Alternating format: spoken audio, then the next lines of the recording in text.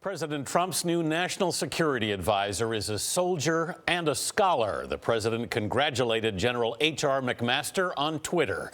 He is director of a military think tank, the Army Capabilities Integration Center.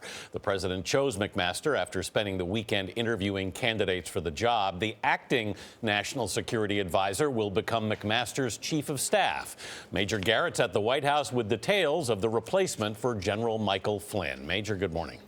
Good morning. McMaster, 54, is known within the Army as one of the best battlefield commanders in Iraq, but the job of National Security Advisor is quite a bit different. It requires coordinating the competing agendas of the Departments of State, Pentagon, Homeland Security, and the intelligence community. Lots and lots of politics. Even so, the president said his new team is ready.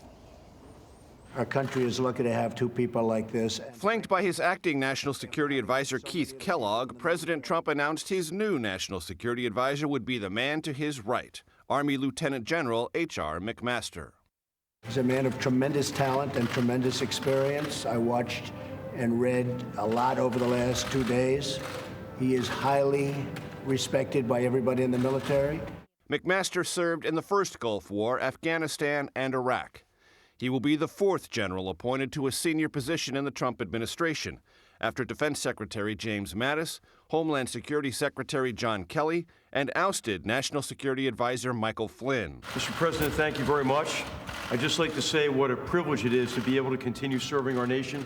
I'm grateful to you for that opportunity, and I look forward to joining the national security team and doing everything I can to advance and protect the interests of the American people. McMaster holds a Ph.D. in military history and gained wide recognition for his 1997 book, Dereliction of Duty, which criticized President Lyndon Johnson's strategy in Vietnam. McMaster would later take issue with President George W. Bush's counterinsurgency strategy in Iraq. The enemy showed the people who they really are. It was there in 2006 that 60 Minutes caught up with then Colonel McMaster, working with Iraqi forces to retake the town of Tal Afar after it had been captured by al-Qaeda. These are mass murderers. These are people who don't respect human life. McMaster was not President Trump's first choice to replace Flynn.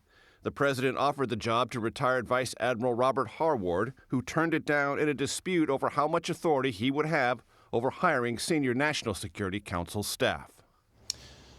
The White House now says that McMaster will have full authority to hire whomever he wants on the National Security Council staff. Gayle, it's worth pointing out that McMaster, unlike other generals in the Trump inner circle, is still active duty and therefore was duty-bound to accept the president's request or risk future career advancement. That is an interesting note. Thank you, Major.